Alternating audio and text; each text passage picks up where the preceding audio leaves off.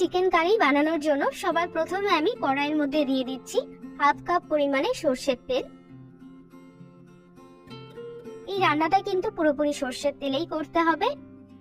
এবার আমি এর মধ্যে দিয়ে দেব গোটা গরম মশলা ফোড়ন, যেমন এখানে আমি নিয়েছি 4টে লবঙ্গ আর নিয়েছি 4-5টা মতো এলাচ। তার সাথে দিয়ে দিচ্ছি 2টো তেজপাতা আর দিয়ে দেবো। আর এর মধ্যে আমি অ্যাড করব পেঁয়াজ কুচি। এখানে আমি 3টে বড় সাইজের পেঁয়াজ নিয়েছি। তো পেঁয়াজটাকে আমাদের খুব ভালো করে ভেজে নিতে হবে।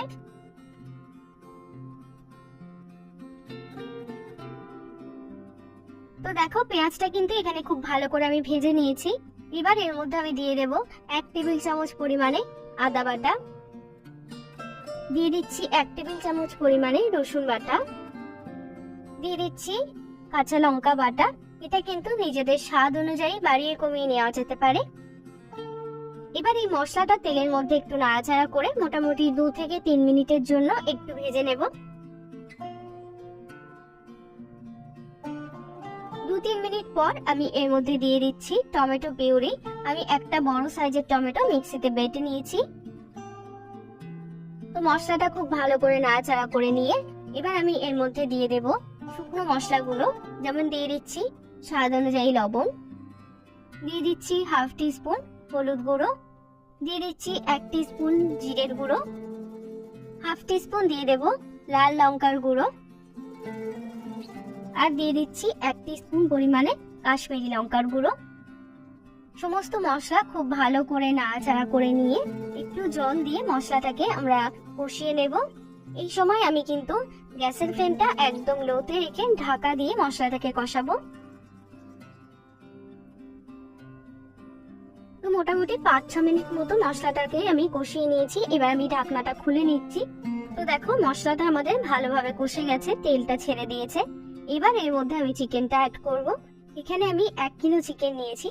তো চিকেনটা দিয়ে মশলার সাথে খুব ভালো করে একটু নাড়াচাড়া করে ঢাকা দিয়ে এটাকে 10 থেকে 15 মিনিটের জন্য একদম লো ফ্লেমে রেখে দেব।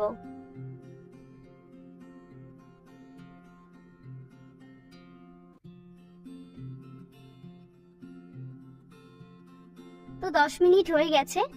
এবার আমি ঢাকনাটা খুলে নিচ্ছি। তো দেখো চিকেনের থেকে কিন্তু বেশ খানিকটা জল ছেড়েছে। এই জলের মধ্যেই আমাদের পুরো চিকেনটাকে কষাতে হবে। এই সময় আমি গ্যাসের ফ্লেমটাকে একটু বাড়িয়ে দেব, মিডিয়ামে রেখে ঢাকা ছাড়া চিকেনটাকে কষাবো যতক্ষণ না পুরো জলটা শুকিয়ে গিয়ে চিকেনের থেকে তেলটা আলাদা হয়ে যাচ্ছে। এই সময় কিন্তু চিকেনটাকে ক্রমাগত নাড়াচাড়া করে কষাতে হবে, না হলে চিকেনটা কিন্তু তলায় লেগে যেতে পারে। তো চিকেনটা যত কষানো হবে তত কিন্তু চিকেনের কালারটা ডার্ক হতে থাকবে। আমি মোটামুটি 15 থেকে 20 মিনিট মিডিয়াম টু লো ফ্লেমে চিকেনটাকে কষাতে থাকবো। তো দেখো চিকেনটা কিন্তু আমি মোটামুটি 15-20 মিনিট ধরে কষানোর পর তেলটা কিন্তু একদম ছেড়ে দিয়েছে আর চিকেনের কালারটা কিন্তু দারুণ এসছে আর এর থেকে কিন্তু খুব সুন্দর একটা গন্ধ বেরোচ্ছে। এবার আমি এর মধ্যে দিয়ে দেব জল।